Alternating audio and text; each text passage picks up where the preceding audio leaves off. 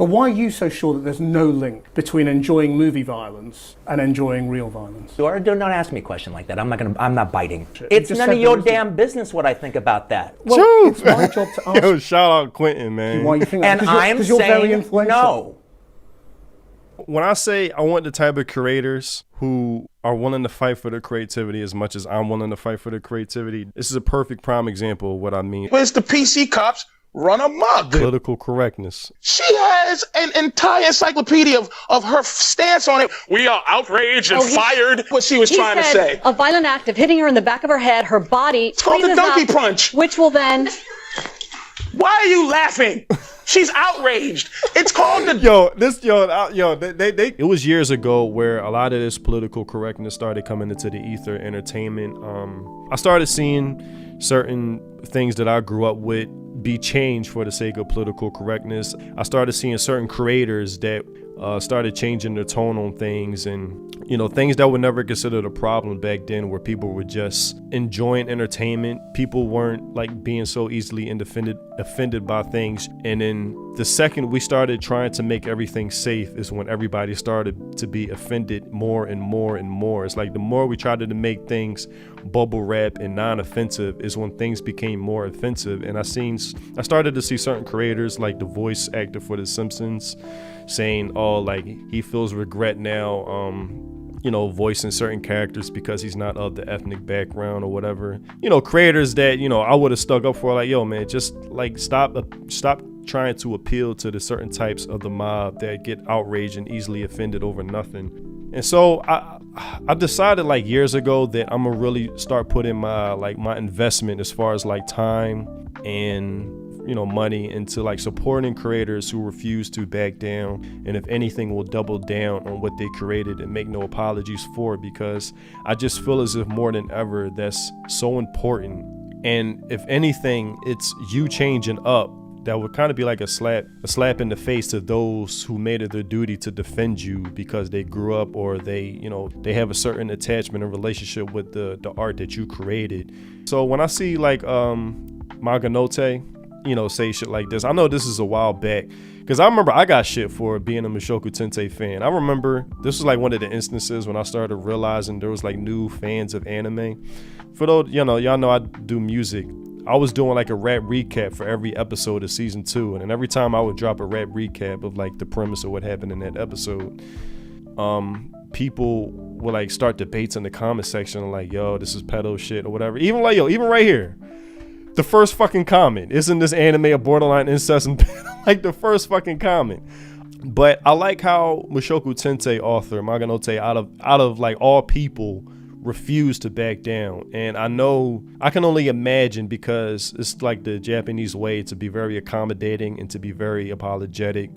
If you offend somebody, especially nowadays. I mean, back in, the Edo period, they gave no fucks, which I think they should go back to. But him of all people, I already know gets it a lot. Like, I already know he gets it a lot. So when he says this, I am happy when I receive praise, sad when I receive criticism, hurt when I receive slander and abuse. But I will write what I want to write, so nothing will change. I mean, this sounds like a scene out of a movie or something, like something where like the turning point of a character, like, and what I like about this is that there's humility, and that's what I still like about Japanese creators. Like, they have, a level of humility, but it's not fake humility. It's, you can definitely feel the genuine tone in what he's writing. I am happy when I receive praise. That's any creator, right?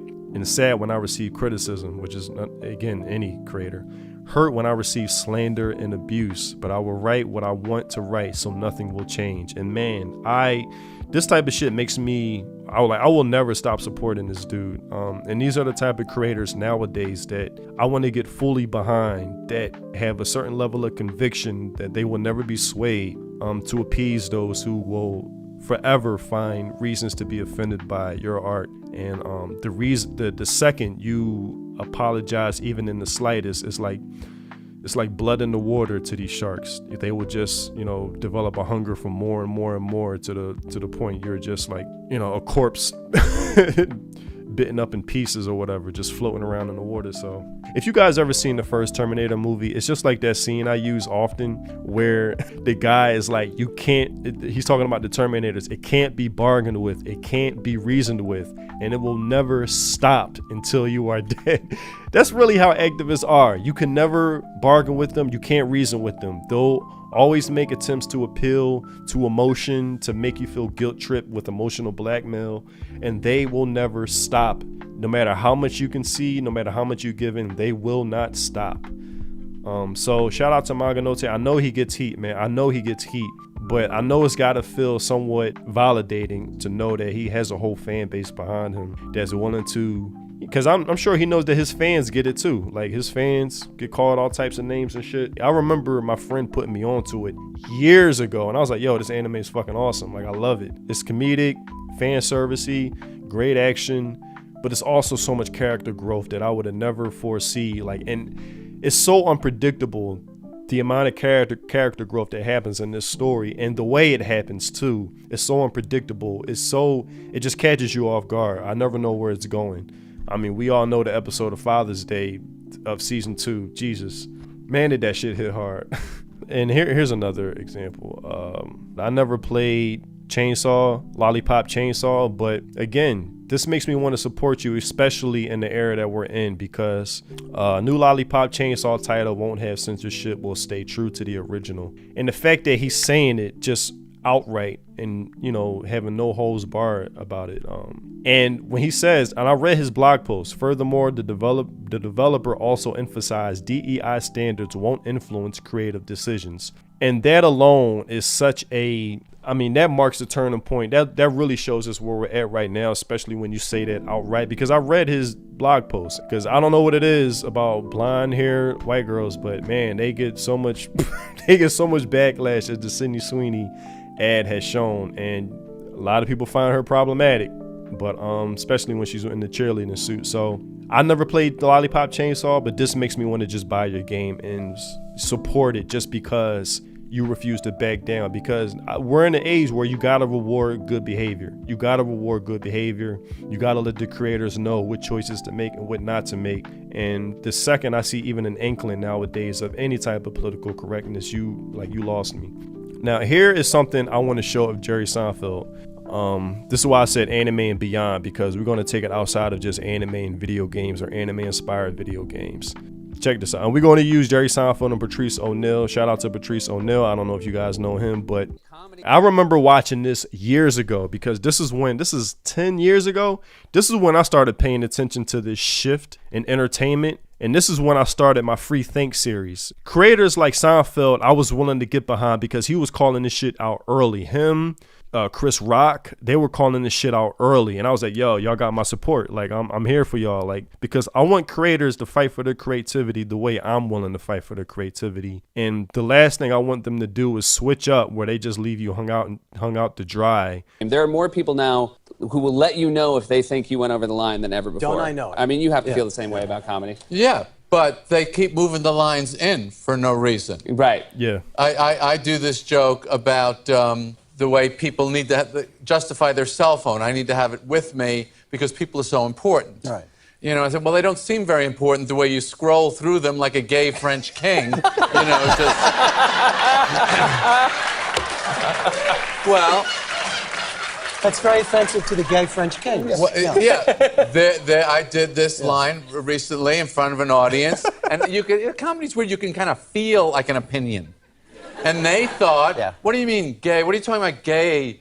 What are you saying gay? What are you doing? What do you mean, you know? And I thought, are you kidding me? I mean, we can't even... What made it even better is that he's an OG comedy fan calling this shit out. See, I can imagine a time when people say, well, that's offensive to suggest that a gay person moves their hands in a flourishing motion, and you now need to apologize. I mean, there's a creepy PC thing out there that really bothers me. He says it outright. There's a creepy PC thing out there that bothers him. And political correctness, activism, it always comes for the arts first, but it especially comes for comedy. There's something distinct about comedy that is always amongst the first when it comes to the chopping block. It's something about it because comedy, it offers truth with laughter. So, you know, the saying truth hurts, but there's something about comedy where a good comedian can deliver the truth where it doesn't hurt, but it makes you laugh, and it makes you there's a certain it can bring a certain feeling of familiarity with it, like, oh yeah, actually that is a good point, ha ha ha, it's funny. So comedy is always the first on the chopping block, and I think comedians should be the first one to stand up for, like, you know, freedom or creative freedom or whatever. So when I see, you know, Seinfeld, Jerry Seinfeld is considered a clean comedian too. So it's like him of all people. When the guy on CNN is asking you, well, that could have been on the cover of a Nazi magazine.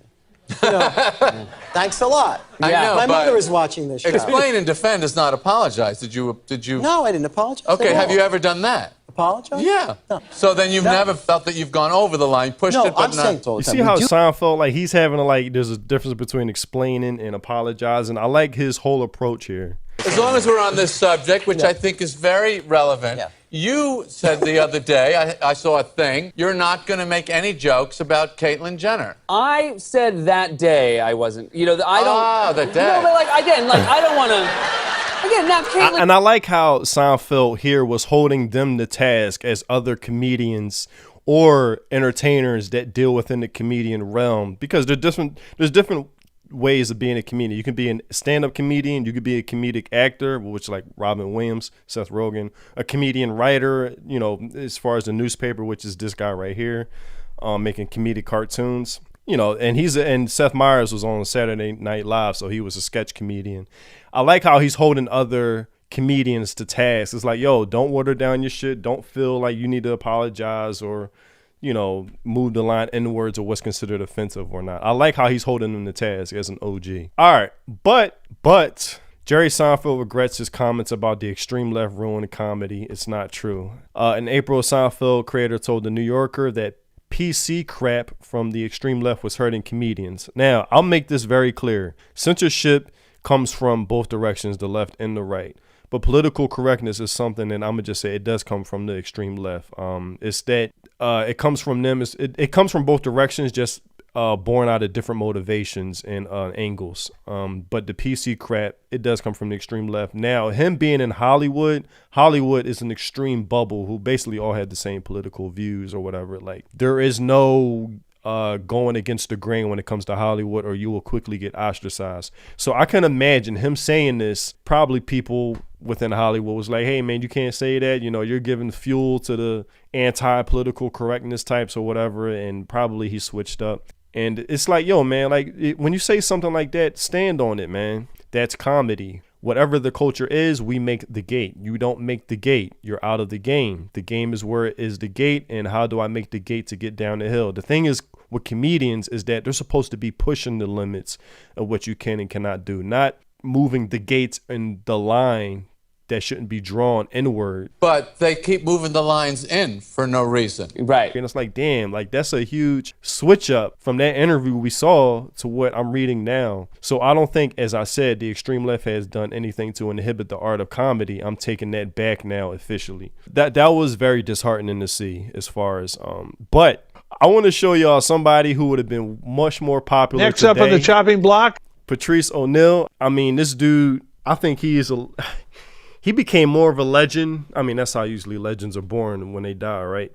R.I.P. Patrice O'Neal. If he was still alive today, I think he would have been more popular more than ever. I remember Kevin Hart, he talks about his stories being with Patrice O'Neal coming up in the comedy world, saying that Patrice, he feels as if the one thing that held him back was having no filter when it came to his comedy, his stand-up. But if he was still alive now, he would have been more famous than ever, because now more than ever, we are craving the type of people that have no filters nowadays, where they'll just say whatever is on their mind with no apologies and just willing to defend what they do to the utmost. Talk about somebody who is willing to defend comedy as a comedian. It's going to be him versus a feminist, and the feminist is straight out of Collective Shout. I mean, she sounds like a clone of a Collective Shout. What's going on right now with the soccer moms on steroids, which is the Karen trying to censor everything we know and love when it comes to video games, anime, everything. President Sonia Osorio, she took part in a recent protest calling for radio stations to stop supporting negative language in music and talk radio, and also favorite stand-up comic Patrice O'Neal. Oh, thank you, sir. Patrice, are O&A next? I hope not. I wish JB and Elvis didn't lose their job or Imus. It's funny. This is the thing.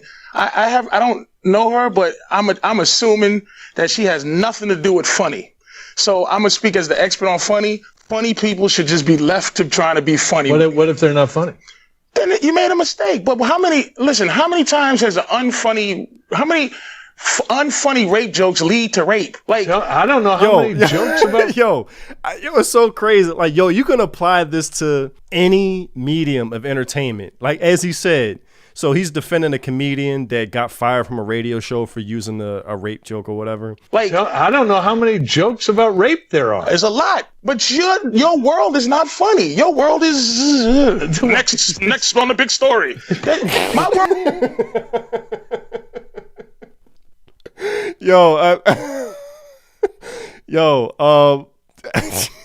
And I like how he says that, like, your world is not funny. Like, I'm a comedian. I know the world of comedy, and I know how to explore what is funny and what isn't funny. I know how to explore the line and when to cross it and when not to cross it.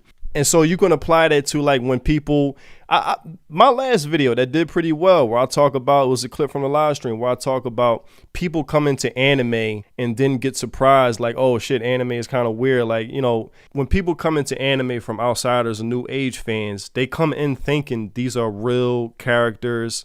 They think Marine is an actual real character, right? Like, they look at Marine from My Dress Up Darling and say, how can you be attractive, or how can you call her waifu? She's an underage character. She's not an underage character. An underage girl. She is a fictional animated character, lines on the paper or whatever tablet that's used to animate her or whatever. And it's crazy because, like he says, your world is not comedy. Your world is not anime. Whatever, you can apply that to the Lord of the Ring fandom when people try to say orcs are resemblant to black people. Your world is not Lord of the Rings. That's you from an outside world looking for ways to be offended by something, or looking from an ignorant point of view or ignorant lens, having no understanding of what is being presented in front of you or whatever. So I love how he just doubles down. Like, your world is not comedy. Your world is, what's the big story? Like, but your world is not funny. Your world is next on the big story. My world is people trying to be funny. Well, I mean, you think it's okay to try to make jokes about rape? I'm diabetic. I make fun of that. I'm a victim. I might lose a toe. But I'm trying to make fun of. I'm trying to make fun of anything I think I can make fun of. Sonia?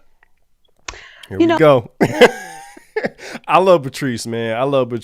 Oh, what's happening now is the marketplace is deciding what's appropriate or what's not appropriate. I think the nation is just tired. There's a new mood in the nation. What nation? The nation. You know what? We're tired of things that are just the nation, this paper, and you? I'm not the nation. I'm just speaking for me and funny. You're speaking for the nation, or you're speaking for... Yeah, you know why? Because I remember 6 years ago doing something against Anthony Openy because they were just so outrageous, and their violent images that they put out to women was just uncalled for. And now, I think people... You think they were trying to be funny?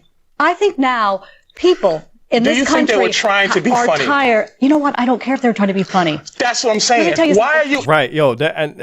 God. I mean, you can apply that. Like, do you think shooting a character in a video game is the same as shooting them in real life? I don't care. It's the action itself is bad. It's like, it's so stupid. It's clearly coming from an activist-minded person where they can't distinguish or begin to understand the shit that they're looking to, I guess, shut down, censor, edit, whatever. In that business. I've been to your show once, and it wasn't very... She is somebody who's straight out of Collective Shout. Funny, being a woman. It was in your hilarious. Show, when you talked about... That's why she doesn't like me. I was in the paper with her, and the joke is hilarious. It's called The Angry Pirate. And the lady who wrote it in her outrage didn't even know what it meant. And anybody who read it laughed because they know what funny... You're not living in the context of...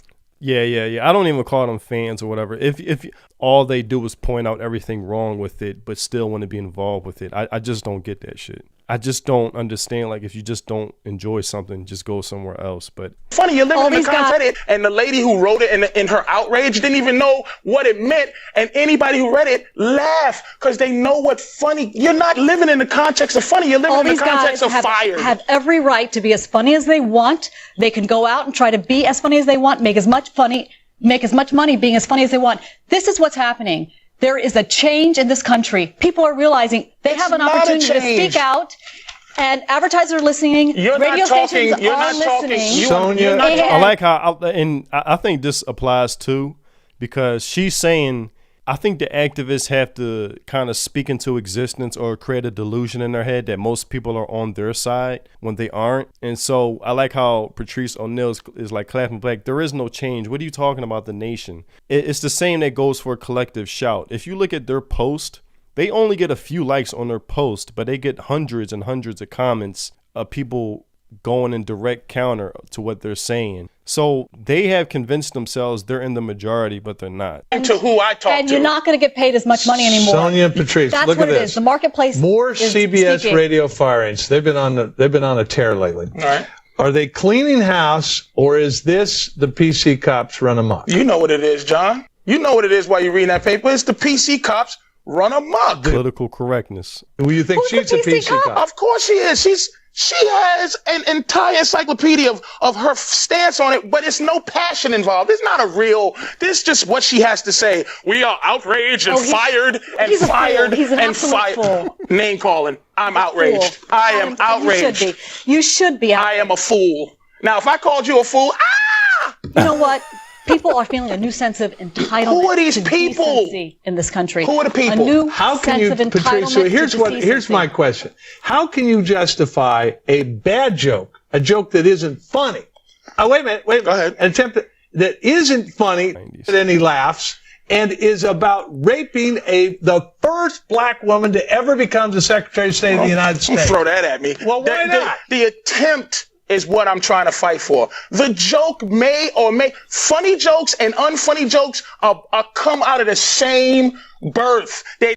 Man, shout out to Patrice, man. He was ahead of his time, man. She says that if you're having sex with a woman, doggy style, and if you hit her in the head just the right time. No, it's ejaculate in her eye and kick her in the shin, and she walks around like, arg! It's the angry pirate. That's what she was trying to say. A violent act of hitting her in the back of her head, her body. It's called the donkey punch. Which will then. Why are you laughing? She's outraged. It's called the this couldn't have been planned any better. I don't know if y'all caught that. So while he's telling his joke, she says it's not funny. Nobody finds it funny. There's a change in the mood in the nation. And in the back, people with the cameras, you hear a girl laughing when he tells the joke. And it's so genuine and authentic. I mean, you couldn't have even planned that. He's trying to say a violent act of hitting her in the back of her head, her body. It's called the donkey punch. Which will then. Why are you laughing? She's outraged. It's called the donkey punch. And I mean, you couldn't have planned anything better that proved his point. Just because you don't find it funny doesn't mean somebody else won't. And you can apply that to any realm of entertainment, any medium, gaming, art, whatever, anime. Like, just because you find it offensive and problematic doesn't mean it should be canceled because other people in this group are going to find it fun and entertaining. And I wish more people just had that approach. It's like, just because you don't find it funny doesn't mean you have to engage with it. It's whole human. Why are you back of her head? It's the angry pirate. That's what she was trying to say. A violent act of hitting her in the back of her head, her body. It's called the donkey punch. Which will then. Why are you laughing? She's outraged. It's called the donkey punch. It's whole. Yeah, she's laughing too. Look, she's laughing too. Like, she's laughing too because I mean, it's fucking Patrice O'Neal is like, he's just a born comedian. Like, he has the funny bone. You can't help but not laugh when you're in the room with this guy. Like, I mean, just watching him, you can't help but not laugh. So she's laughing at like how she's getting proven wrong in real time, and the joke is fucking funny too. Humor that she has no clue what it is. We have the same problem that Opie. You never heard of Patrice O'Neal? Yeah, he's a legend, man. It was trying to be funny. All right, Patrice, why aren't I hearing Al Sharpton complain about this thing involving Congress? Because it wasn't involving young black women. Well, it's involving a very prominent black woman. Everybody has their agenda. I was there. Al Sharpton has his agenda, and it was perfect for Al. Young black women. And now she's representing just women in general. She's not representing the nappy hoe part. She's representing just the hoe. The nappy-headed. I'm sorry, yo. Oh my God, yo. Yo, no filter, man. No filter. Perfect. He's my type of comedian, yo. He is my type of comedian. Al, young black women. And now she's representing just women in general. She's not representing the nappy hoe part. She's representing just the hoe. The nappy-headed part, she has nothing to do with. Just the hoe. Yo. Yo, he is my type of comedian. Women have been abused. Here we go. This is the collective shout. Every journalist talking point. Women have been abused. And yada, violence against women. The typical talking points that I discuss in my videos all the time with these journalists. Like, this is 07. Like, the tactics of these journalists never changes. Especially the women journalists, where it's like violence against women. You know, women are abused and whatever. And this anime, a woman is being abused. This leads to violence against women. You know, this anime shows exploitation of women, like whatever they have to say to guilt trip you. And Patrice O'Neal was ahead of his time as far as not being affected by all of the guilt tripping tactics by this activist feminist here. Publicly in the media for too long, and people are tired of it. This has been a beautiful response of just the general public saying to advertisers, we're your consumers. We don't want to have to avoid everything. Look, and it's the same thing coming for the advertisers. And you know, I guess nowadays it's the payment processors. That's the new wave. That's the new wave, yo, coming for the payment processors. Back then it was the advertisers. Hey, you know, your advertiser, you know, was shown on this network and in this stand-up comedian or it aired on this radio show. How do you feel about your ads being placed with this comedian who says this offensive stuff? You know, it's the same tactics. Collective shout. Now the new tactic and method is come for the payment processors. It's the same shit, just different day, different feminist, different woman. I don't know how old she is. In the street. We don't want to have to worry about what radio station we turn on. And there is some really derogatory, violent thing to deal with. You're going to get all your information, ma'am, is secondhand from someone making you aware that someone may have said something that you should be upset about. It's a shame. Your constituency, the people you represent aren't all victims in this matter. Patrice O'Neal, thank you very much. Sonia, sorry. Shout out Patrice, man. I really wish he was still alive, man. R.I.P.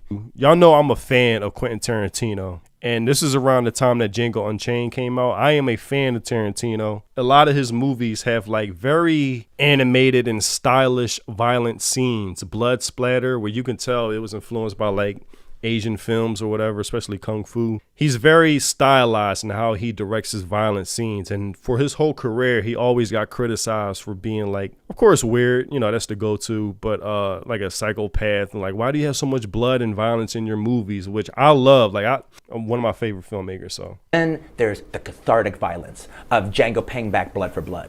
And that's why, is that why you think people like watching violent movies? People who are not violent people? Or twisted people in any way, but why it's okay. Even like, I'm sorry, I paused. Like, even just that's such a leading question. Like, even twisted people. But why it's okay to go into a movie and enjoy the violence? Yeah, well, it's a movie. It's a fantasy. It's a fantasy. It's not real life. It's a fantasy. You go and you watch a kung fu movie, and one guy takes on 100 people in a restaurant. That's fun. But why you? That's fun.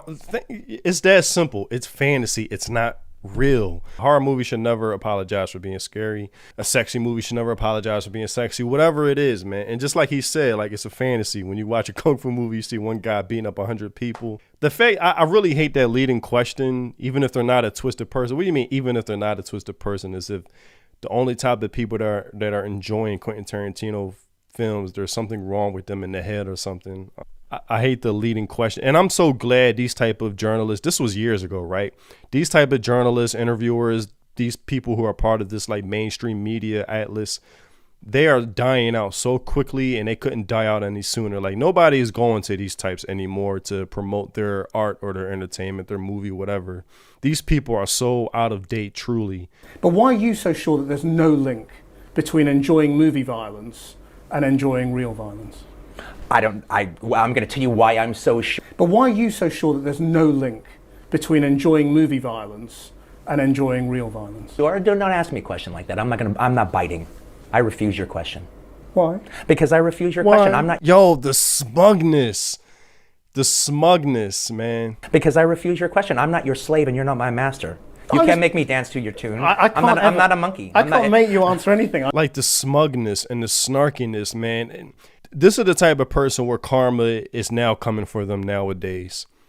Like, these people cannot survive outside of being propped up by a mainstream outlet. They can't survive on their own in the independent market. They're done. They're gone. You see this with many journalists and anchors that get fired. They can't exist in the actual independent market because they're not artificially propped up by a mainstream platform or whatever. Like, the smugness and the snarkiness of just like, haha, I got him. Like, this is what your whole platform is based off. Like, gotcha questions, or trying to paint Quentin Tarantino, a well-renowned, celebrated filmmaker, like for like over a decade, creating some of the best films. And like, he's not just coming for him as a filmmaker, but the people who tune into his films. He's basically coming for somebody like me, calling me twisted in the head for enjoying a Quentin Tarantino film. So I'm asking you interesting questions. And I'm saying I refuse. Okay, well, no, I was just asking you why. That's fine.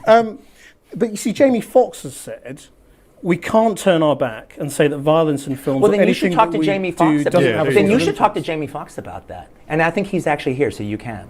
I'd love to, but I mean, it's interesting that you have a different view, and I'm just trying to explore that. Yeah, and I don't want to. Because I'm here to sell my movie. This is a commercial for the movie. Make no mistake. Well, you and interviews. Yeah. So you don't want to talk about anything serious? I don't want to talk about what you want to talk about. I don't want to talk about the implications of violence. I haven't wanted. Because the reason I don't want to talk about it because I've said everything I have to say about it. right. I mean, he's been like, understand when he says I said everything I need that I've said about it. Like, he's been doing this. He's been attacked basically his whole career. Like, he's been basically labeled by these types of, like, these journalists and interviewers of like, you're weird, there's something wrong with you if you like these type of films. It's just like any other medium. Grand Theft Auto, if you like going in a video game and shooting up a whole bunch of people in a fictional world, there's something wrong with you. No, it's not, man. If you like anime, if you watch Gurren Lagann and you think Yoko is waifu, there's something wrong with you. Like, fuck out of here, yo. Like, they're like the fun police, man. These are the hall monitors of like the adult world when it comes to entertainment. If anyone cares what I have to say about it, they can Google me and they can look for 20 years what I have to say about it. I haven't changed my opinion one iota. No, but you haven't fleshed it out. That's the only reason. It's not my job to flesh it out. No, it's my job to try and ask you to. And I'm shutting your butt down. And that's entirely your. That's entirely this your. This is a your commercial right. from my movie. No, I know, but it's my job to try and explore some serious themes as well. I'm sure. I invite you to explore some serious things, but not things that I have already been on the record for talking about. Violence is such a big part of all of your movies, and it's an enjoyable part of your movies for so many people, and that's why I'm violence in response. And you know where I stand on it, which is that there's no relationship. And yes, but you haven't said why you think there's no relationship. It's none of your damn business what I think about that. It's none of your damn business what I think about that. Well, it's my job to ask. Yo, shout out Quentin, man. Why you think that? And I'm you're very saying influential. no. And I'm shutting you down. But you have a responsibility as a filmmaker, surely, to explain a little bit about No, what I you're don't doing. have any responsibility to you to explain anything I don't want to. No, not to me, but to your viewers, to your fans, to people who they know care about what it is that you're doing. They know where I'm coming from. Yeah, we know where you're coming from. And I have explained it. And I have explained even what you're talking about. I'm just not giving it to you. Why? Because I don't want to, because I've done it already. I have explained this many times in the last 20 years. I just refuse to repeat myself over and over again because you want me to. For you and your show and your ratings. Okay, well, no, it's not about our ratings. Yes, no, it is. It is about you want me to say it for you. Yeah. For your show, this show, right here, right now. Well, look, this is a news program. It's not a film program, so we explore serious themes. That's the difference. Exactly. You know? Yeah. But you want me to do what I've already done before, and I am refusing. Fine. That's your right. Let me. Man, shout out Quentin, man. Shout out Quentin. See, you see how that, when I say I want the type of creators who are willing to fight for their creativity as much as I'm willing to fight for their creativity, this is a perfect prime example. It's the reason why I saved this for the end. This is a perfect prime example of what I mean. Somebody who's not going to he's not going to apologize. He's not going to be swayed. He's like, listen, this is my style of filmmaking. Either get with it or get out the way or whatever. Like, my fans love what I create, and basically that's where it begins and ends. And this person, you know, like, this person, he's a dinosaur. Like, his types, they're out they're on their way, man. They're on their way, man. The only people that still listen to these types are like the boomers, silent generation, and maybe the first part of Generation X. Maybe the first part of Generation X. Their types are gone. Like, Quentin, he was ahead of his era too when it came. He was ahead of his time when it came to this shit. Just being able to read the landscape of, like, knowing when he's dealing with an activist, interviewer, or journalist. Quentin, you have put Margot Robbie, a very talented actress, actor, in your film. She was in with Leonardo in Wolf of Wall Street. I, Tonya.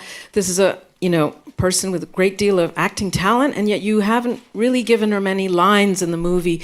And I wondered, I guess that was a deliberate choice on your part, and I just wanted to know why that was, that we don't hear her actually speaking very much. And Margot, I wanted you to also comment about being in the film in this part.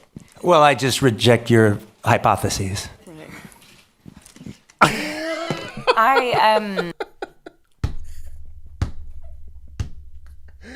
I think he's just like, he's kind of hip to the game. I love it, man. I love it. He's hip to the game, yo. He is hip to the game. It's so funny because I see this often with journalists, with the way they speak on seinen and shonen, where they constantly have this, like, there's this inherent innate problem when the woman character doesn't have as much screen time as the male character. They see that as problematic, like there's something wrong there, man. And shout out Quentin, man. Shout out Quentin. He just has had enough of these people, y'all. He just had enough. I can only understand how frustrating that might be to, like, all right, but I think do I have, let me see, hold up. I don't think I have any more examples. I think we went through all of them that I had.